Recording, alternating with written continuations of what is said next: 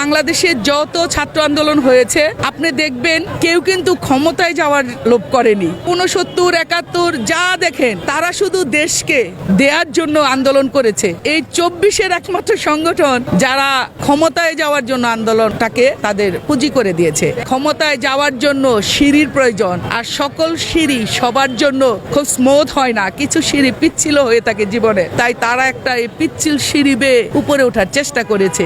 মূলত এমন কারো পিঠে চড়ো যে তোমাকে গন্তব্যে পৌঁছে দিবে, এমন কারো পিঠে চড়ো না যে তোমাকে সমালোচনার মধ্যে ফেলবে এবং তোমার গন্তব্যের আগেই তোমাকে ফেলে দিবে। তাই বাংলাদেশের সকল মানুষ, এটা কিন্তু আপামর জনসাধারণের সংগ্রাম ছিল। আমরাও রাজপথে ছিলাম, আমরা একটা স্বৈর শাসকের বিরুদ্ধে আন্দোলন করেছি, যার ফলে গণতন্ত্রের জন্য আন্দোলন করেছি। আমরা মনে করি তারা দেশের একদম সম্মানিত সন্তান হিসেবে, জাতির শ্রেষ্ঠ সন্তান হিসেবে সবার কাছে থাকতো, কিন্তু তাদের এই ক্ষুদ্র ক্ষুদ্র লোভগুলো তাদের সেই সম্মানটাকে কিঞ্চিত ম্লান করে দিয়েছে। বাকিটা পরবর্তীতে দেখা যাবে ইনশাল্লাহ।